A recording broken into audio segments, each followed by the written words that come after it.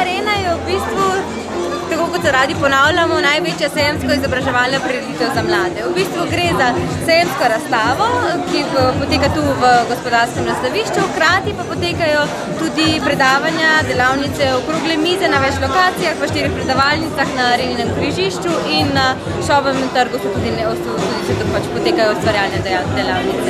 Kdo vse sodeluje na študentski areni? Težko vprašanje, ker jih je ogromno. Vsako leto imamo okoli 300 sodelujočih, od tega približno 150 razstavljavcev, ostali sodelujoči so recimo v izobraževalnem programu. V izobraževalnem programu recimo letos imamo več kot 80 dogodkov, tako da je sodelujočih res veliko.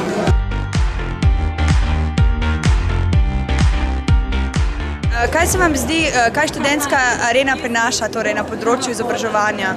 Jaz bi rekla, da na področju izobraževanja prinaša predvsem tiste osnovne informacije o tem, kako se lotiti, kako vstopati v svet zaposlitve.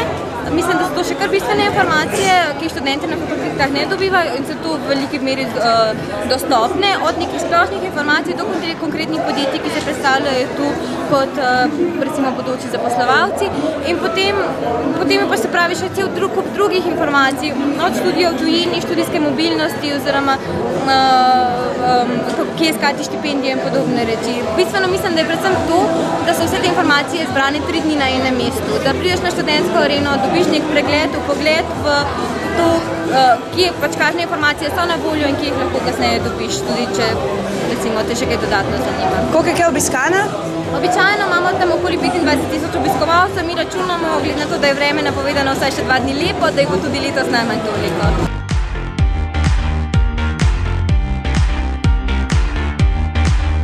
Kako se imajo študenti v Ljubljani, v Sloveniji nasploh?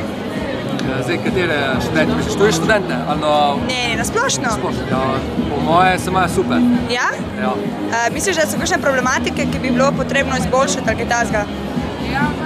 Ja, kako bi rekel, lahko bi bilo več.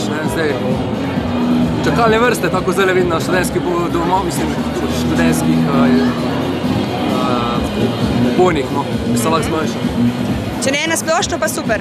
Ja, meni je super, zaenkrat. Zdaj, odvisno, nekateri tudi dobijo težko do stanovanja, pridajo, to bi se lahko tudi izboljšalo.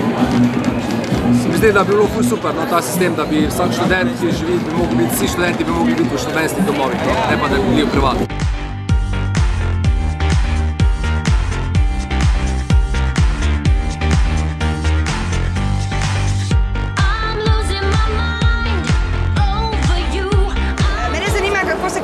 Študentsko življenje v Sloveniji?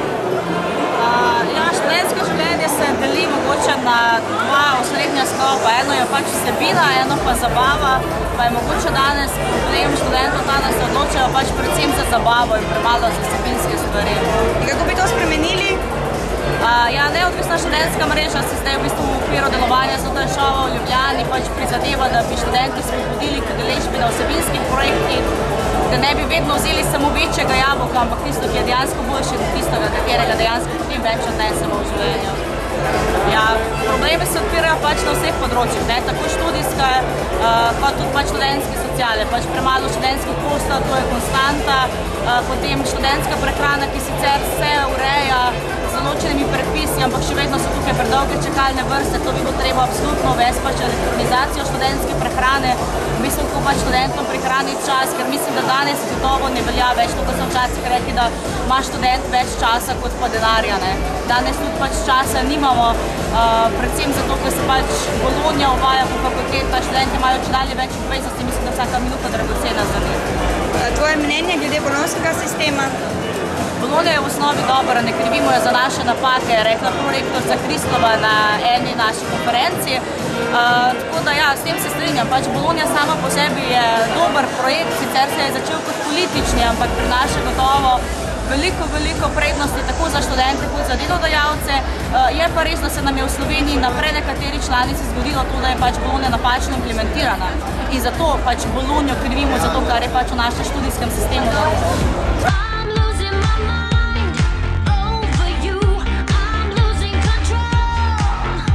Kako kaj delnice? Delnice? Ja. Da jih tule vse razlagam.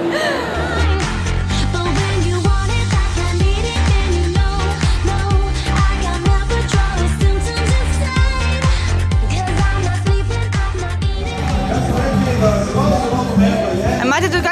Patrijo tukaj? Ne, Patrije pa še nijamo tukaj, ker še ni, ljudje še niso usposobljeni, da bi razložili kaj o Patriji, ker še komaj prišla v Slovenijo in se je treba še dosti naučiti. Aha, je pa tukaj bi lahko imeli razstavljeno eno. Ja, samo v bistvu nič ne bi znali povedati o njene, težka bi bila, ne.